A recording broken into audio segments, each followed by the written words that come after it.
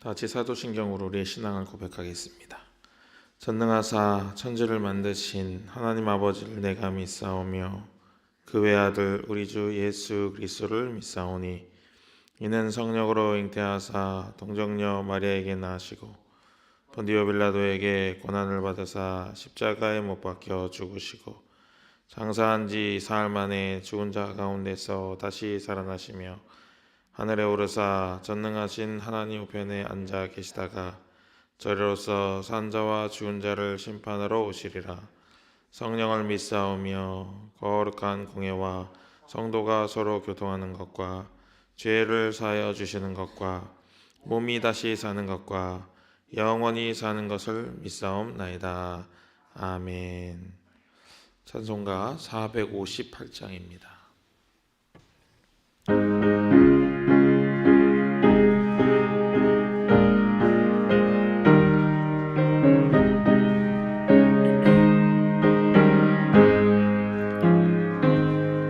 너희 마음에 슬픔이 가득할 때 주가 위로해 주시리라.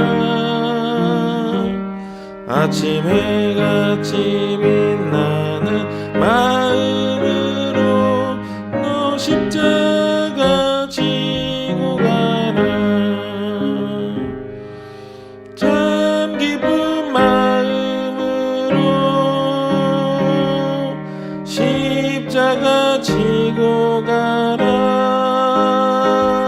내가 기쁘게 십자가 지고 가면 슬픈 마음이 위로받네. 때를 따라서 주시는 은혜로서 가란 심령의 힘을 얻고 주가 언약한 말씀을 기억하고 너 십자가 지고 가라. 참 기쁜 마음으로 십자가 지고 가라. 내가 기쁘게 십자가 지고 가면 슬픈 마음이 위로받네. 내가 맡은 일 성실히 행할 때에 주님 앞에서 상 받으리. 주가 베푸신 은혜를 감사하며 너 십자가 지고 가라. 참 기쁜 마음으로 십자가 지고 가라. 내가 기쁘게 십자가 지고 가면 슬픈 마음이 위로받네. 아멘. 오늘 하나님께서 우리에게 주시는 말씀은 역대지상 11장 말씀입니다. 11장 1절부터 9절 말씀. 역대지상 11장 1절부터 9절 말씀입니다. 제가 봉독해 올리겠습니다. 온 이스라엘이 헤브론에 있는 다윗에게 몰려와서 말하였다. 우리는 임금과 한 고륙입니다. 전에 사울이 왕일 때에도 이스라엘 군대를 거느리고 출전하셨다가 다시 돌아오신 분이 바로 임금님이십니다. 그리고 주 임금님의 하나님께서 내가 나의 백성 이스라엘의 목자가 될 것이며 내가 나의 백성 이스라엘의 통치자가 될 것이다 하고 말씀하실 때에도 바로 임금님을 가리켜 말씀하신 것입니다. 그리하여 이스라엘의 모든 장로가 헤브론으로 왕을 찾아오니 다윗이 헤브론에서 주님 앞으로 나아가 그들과 언약을 세웠다. 그리고 그들은 주님께서 사무엘을 시켜서 말씀하신 대로 다윗에게 기름을 부어 이스라엘의 왕으로 삼았다. 다윗과 온 이스라엘이 예루살렘 곧 여부스로 갔다. 그 땅에는 여부스 사람이 살고 있었다. 여부스 주민이 다윗에게 말하였다. 너는 여기에 들어올 수 없다. 그러나 다윗이 시온 산성을 점령하였으므로 그것을 다윗성이라고 하였다. 다윗이 말하였다. 누구든지 제일 먼저 여부스 사람을 치는 사람이 총사령관과 장관이 될 것이다. 스루의 아들 요압이 제일 먼저 올라갔으므로 그가 총사령관이 되었다. 다윗이 그 산성을 점령하고 거기에 사니 사람들이 그 산성을 다윗성이라고 하였다. 다윗이 성을 쌓았는데 밀로에서부터 시작하여 한 바퀴 돌아가면서 성을 쌓았고 나머지 부분은 요압이 복구하였다. 만군의 주님께서 다윗과 함께 계심으로 다윗이 점점 강대해져 갔다. 아멘. 오늘 말씀은 역대기의 하이라이트 중에 한 부분입니다. 중요한 부분은 말씀대로 되었다 하는 거예요. 말씀대로 되었다. 여러분 이미 아시겠지만 역대기는 열왕기 그리고 사무엘과 같은 중첩되는 내용을 다루고 있습니다. 그런데 특별히 실은 좀 가리고 공에 대해서 이야기를 많이 합니다. 그리고 다윗의 왕가에 대해서 집중해서 서술을 하고 있습니다. 그런 것들이 이렇게 된 이유와 서술에 된 목적은 바로 하나님 말씀대로 되었다라는 것을 단적으로 보여주기 위해서입니다. 3절 말씀 우리 같이 한번 읽어보겠습니다. 3절입니다. 그리하여 이스라엘의 모든 장로가 헤브론으로 왕을 찾아오니 다윗이 헤브론에서 주님 앞으로 나아가 그들과 언약을 세웠다. 그리고 그들은 주님께서 사무엘을 시켜서 말씀하신 대로 다윗에게 기름을 부어서 이스라엘의 왕으로 삼았다. 아멘. 여기 보시면 주님께서 사무엘을 시켜서 말씀하신 대로 되었다 이렇게 말을 하고 있죠. 여기서 재미있는 것은 하나님께서 말씀하시고 시간이 흘렀다는 거예요. 하나님이 말씀하신 대로 된 거는 우리도 다 이해를 합니다. 그러나 문제는 하나님이 말씀하시고 즉시 짠 하고 이루어진 게 아니고 시간이 필요하다는 거예요. 시간이 필요하다. 시간이 흘렀다는 것입니다. 다윗은 사무엘에게 기름 부음을 받고 사울을 피해서 도망 다니고 아굴랑굴로 들어가서 400명과 함께 공동체의 지도자가 되기도 하고 또 10여 년이 지나서 유다의 왕이 된 후에 헤브론에서 7년 6개월 동안 유다를 다스리다가 이제 드디어 이스라엘 전체를 대표하는 왕으로 이제 추대를 받고 있는 것입니다. 하나님의 말씀은 이루어지지만 다윗은 그 말씀이 이루어지는 가운데 어떠한 일정한 과정을 겪었습니다. 그런데 그 과정은 하나님께서 필요에 의해서 다윗에게 베풀어 주시는 거예요. 다윗이 골리앗과 싸우기 전에는 들판에서 그 하나님의 양들을 지켜내는 훈련을 하죠. 그래서 골리앗과도 당당히 싸워 이기는 모습을 보여줍니다. 그런데 왕이 되는 것은 목동으로서 목자로서 하는 것과는 또 다른 부분이 있잖아요. 공동체를 이끌어야 되고 많은 사람들을 감당해야 되고 이런 부분들을 또 다윗에게 하나님께서 훈련을 시켜주신 거예요. 그 과정이 다 지난 후에 다윗은 드디어 왕으로 추대를 받는 것입니다. 하나님께서 말씀하시자마자 이루어진 것은 아니지만 이 과정 가운데에서 하나님은 여러 가지 일들을 겪게 하신 것입니다. 어려움도 있을 수 있고 아픔도 있을 수 있고 칭찬도 있을 수 있고 그 안에 사랑도 있을 수 있습니다. 그런데 이 모든 것들이 그냥 각각 존재하는 것이 아니고 하나로 버무려져 가지고 일을 이루어 가게 되는 것입니다. 여러분 저는 설교 준비도 이와 마찬가지라고 생각합니다. 뭐냐면 설교 준비를 하다 보면 이런 말씀도 있고 저런 말씀도 있습니다. 이런 예화도 있고 저런 이야기도 있습니다. 어떤 상황에서 어떤 말씀을 어떤 예화를 잘 집어넣느냐에 따라서 설교가 설득력이 있기도 하고 또 혹은 무슨 말인지 못 알아듣기도 하는 것입니다. 또 여러분들 이제 우리 여신도들께서는 요리를 하시잖아요. 불을 언제 켤지, 불을 얼만큼 할지, 불을 언제 줄일지, 간장을 언제 넣을지, 간장을 한 큰술 넣을지 작은 큰술 넣을지 뭐 이런 것들이 다 존재하지 않습니까?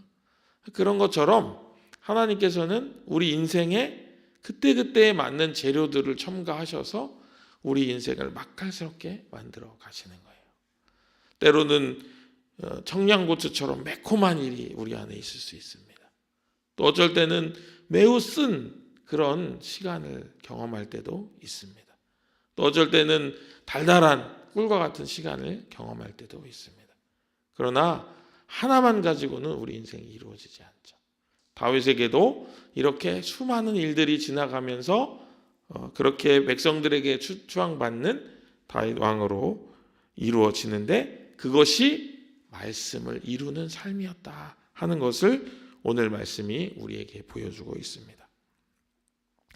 그러면서 오늘 말씀에서 다윗이 이제 추대를 받고 첫 번째로 한 행동이 있습니다. 그게 뭐냐면 시온성을 차지하는 일이었어요. 당시 여부스 족속들이 차지하고 있었던 시온성을 점령을 하지요. 그래서 요압이 이제 제일 먼저 나가 싸워서 요압이 총사령관이 되었다. 이제 그걸 우리가 읽었는데 그러면 왜 다윗은 여기로 옮겼을까 하는 거예요.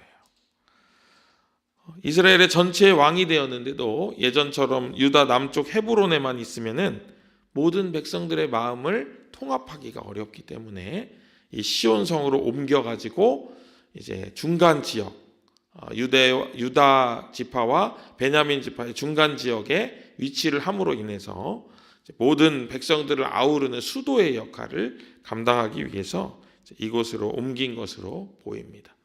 이런 것도 하나님이 이끄시는 어떤 흐름 가운데 있는 거죠. 9절 말씀 여러분 같이 한번 읽어보시면 9절 읽어보겠습니다.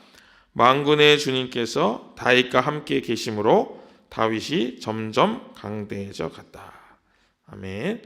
여러분 오늘 말씀 설교 그리고 이 새벽 11장을 읽으시면서 이 9절 한 구절만 잘 붙잡으셔도 여러분 모든 걸 다 얻어가실 만큼 아주 중요한 구절입니다. 이 구절은 비단 다윗에게만 속한 것이 아니라 모든 믿는 자에게 일반적으로 적용되는 어떻게 보면 공식과도 같은 거예요. 여러분 이 말씀을 거꾸로 뒤집어 보면은 주님께서 다윗과 함께 계셨기 때문에 다윗이 강대해져 갔죠. 거꾸로 얘기하면 다윗이 주님과 함께 하려고 했기 때문에 강대함을 얻을 수 있었던 겁니다. 요한복음 15장에 보면은 포도나무 비유가 나오죠. 15장 7절에 보면 이런 말씀이 있습니다. 너희가 내 안에 거하고 내 말이 너희 안에 거하면 무엇이든지 구하여라. 그러면은 다 이루게 된다. 이렇게 하는 거예요. 여러분 한번 잘 생각해 보세요. 그 15장 1절에 전제가 있어요. 뭐냐면 아버지는 농부요 나는 포도나무요 너희는 가지다 그래요. 여러분이 포도나무 가지인 것을 인정하십니까? 네. 근데 어느 날 옆에 나무를 보니까 사과나무가 있는 거예요. 사과 열매가 너무 예쁜 거예요. 반짝반짝하고 불그스름하고. 근데 나는 뭔가 좀 주렁주렁하긴 한데 조그맣고 좀 색깔이 좀 거무튀튀하고 이런 거예요. 그래서 가지가 이제 나무한테 얘기하는 거예요. 주님 제가 사과나무 열매를 맺고 싶습니다. 그러면 어떻게 돼요? 그러면 나무가 뭐라고 할까요? 옆집으로 이사가. 옆집으로 이사 가야지. 그렇게 하겠죠? 아니면 그건 할 수 없어. 그러겠죠? 우리는 포도나무에 접붙인 가지이기 때문에 포도 열매를 맺는 게 당연한 거예요. 그래서 우리의 기도가 이루어지려면은 어떻게 하면 돼요? 그 15장 7절의 말씀처럼 우리가 예수님 안에 예수님의 말씀이 우리 안에 거하는 거예요. 그러면은 우리가 말하는 게 예수님이 원하는 게 되고 예수님이 우리에게 원하시는 것이 바로 우리의 필요가 되기 때문에 오늘 이 9절의 말씀처럼 함께 있음으로 강하고 더 커져간다 하는 것입니다. 우리가 강해지고 싶다면 하나님과 함께 하면 됩니다. 그게 오늘 말씀의 비결이에요. 하나님께서 함께 하신다는 것은 하나님께서 내 삶을 주장하도록 내어드리는 겁니다. 말씀을 내 삶 속으로 가져오는 것입니다. 며칠 전에 차를 타고 가다가 이제 저희가 차를 타면은 이제 저랑 제 아내가 앞에 앉고 뒤에 이제 세 딸이 앉아요. 막 떠들고 막 장난치고 막 그래요. 막 그러다가 또 막 하여튼 막 여러 가지 일들이 있는데 제가 차를 타고 가다가 갑자기 무슨 생각이 들어가지고 얘들아 다 때가 있어요. 그러면서 얘기를 했어요. 공부할 때가 있고, 그다음에 잠잘 때가 있고, 밥 먹을 때가 있고, 그래서 그 때에 맞게 행동을 해야 된다. 아빠가 이 얘기 몇 번 했지? 그랬더니 한 100번 한 것 같대요. 근데 왜 말을 안 들을까? 그랬더니 막 얘기를 하는 거예요. 그러다가 제가 이제 운전을 하고 있었지만 이제 전도서 3장 말씀을 소리를 읽어주는 버전으로 탁 틀어줬어요. 모든 일이 정한 기한이 있고 뭐 묶일 때가 있으면 풀릴 때가 있고 아플 때가 있으면 나을 때가 있고 뭐 이렇게 때에 대한 얘기가 계속 나오는 거예요. 그러니까 애들이 갑자기 분위기가 탁 달라지는 거예요. 그러면서 탁 제가 끄고 아빠 얘기가 아니었어. 하나님이 우리에게 말씀하시는 거야. 때가 있다고. 그러면 얘들아 때가 있는데 그 때에 맞춰서 잘 행동하면 어떻게 될까? 그랬더니 잘 될 것 같대요. 뭐가 잘 되는지 모르겠지만 잘 될 것 같대요. 그런데 그때 무슨 생각이 들었냐면 말씀을 내 삶으로 가져온다는 게 이런 것들을 읽고 때가 있구나. 내가 지금 뭐 하는 때지? 내가 지금 뭘 해야 할 때지? 하고 분별하고 판단해서 그때에 맞춰 움직이면 전도서 3장의 말씀이 내 안에 들어오는 거예요. 그러면서 우리 큰애가 물어보는 거야. 아빠 이게 고린도 전도서라고 했나? 이렇게 물어보는 거예요. 고린도 전도서는 없다. 전도서다 그냥. 그러면서 이제 얘기를 해주고 이제 막 웃었는데 말씀을 내 삶에 끌어온다고 하는 것은 내가 그 말씀의 빛 아래에서 내 삶을 조명하는 것입니다. 내가 전도서 3장을 읽었다면 내가 그때에 맞춰서 행동을 하고 있나? 내가 지금 밥 먹을 때인데 밥을 먹고 있나? 내가 기도할 때가 되었는데 기도하고 있나? 내가 말씀을 볼 때가 되었는데 말씀을 보고 있나? 내가 하나님께 예배할 때가 되었는데 예배를 드리고 있나? 그것만 잘 점검해 가도 인생이 부드럽고 따뜻해지는 거예요. 다윗처럼 인생이 강대해지는 것입니다. 우리의 삶이 말씀으로 지표를 삼을 때 이런 일들이 벌어진다 하는 것입니다. 이렇게 말씀을 내 삶으로 끌어올 수 있다면 오늘 역대지상 11장이 우리에게 말하는 것처럼 말씀대로 된다 하는 것을 내 삶 가운데 끌어올 수 있다면 제가 믿기로는 예수님께서 산상수훈의 마지막 비유로 마태복음 7장에 이야기하신 것처럼 반석 위에 짓는 집과 같은 삶이 되는 것입니다. 말씀 위에 내 삶을 짓고 있는 거예요. 내 말씀, 하나님의 말씀 위에 내 삶을 하나씩 올려놓고 있는 것입니다. 지금은 전부는 아닐 수 있습니다.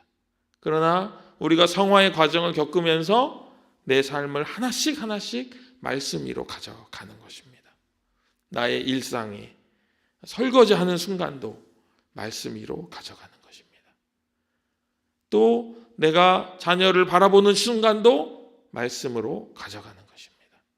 내가 자녀를 사랑하고 있는지, 내가 부모님을 공경하고 있는지, 말씀이 지시하시는 대로, 말씀이 가르치시는 대로 살고 있는지 내가 나를 점검하며 말씀 위에 내 인생의 집을 지어가는 것입니다.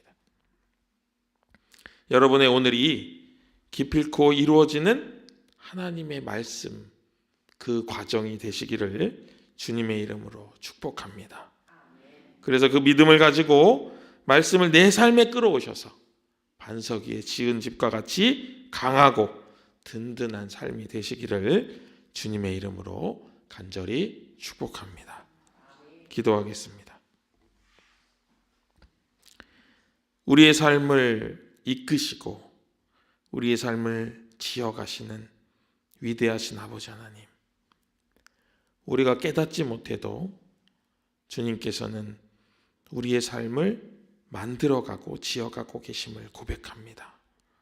그런데 이제부터는 우리가 우리 인생을 주님의 말씀 위에 세워가는 귀하고 복된 시간들이 되게 하여 주시옵소서. 그래서 나의 삶을 돌아보며 나의 삶에 뿌려진 말씀의 씨앗이 잘 자랄 수 있도록 그 말씀의 씨앗에 물을 주고 정성을 다하고 그것에 집중하는 삶이 될 수 있도록 주님께서 함께하여 주시옵소서. 나는 가지일 뿐이므로 나의 본체 되시는 예수님께서 원하시는 대로 삶을 영위해 가게 하여 주시옵시고 어떠한 순간에도 세상을 탐하며 다른 것들을 욕심내며 살아가는 삶이 되지 않아서 포도나무의 가지답게 주렁주렁 포도 열매를 맺는 그런 귀하고 복된 삶이 되게 하여 주시옵소서. 오늘 또 그 하나의 열매를 주님 앞에 드리며 나아가는 귀하고 복된 삶이 되기를 간절히 소망하옵고 우리를 권하신 예수님의 이름으로 간절히 기도합니다. 아멘. 하늘에 계신 우리 아버지여, 이름이 거룩히 여김을 받으시오며 나라의 임하옵시며 뜻이 하늘에서 이룬 것 같이 땅에서도 이루어지이다.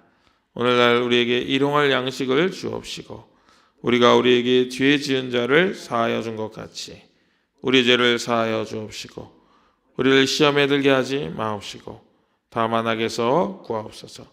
대개 나라와 권세와 영광이 아버지께 영원히 있사옵나이다. 아멘.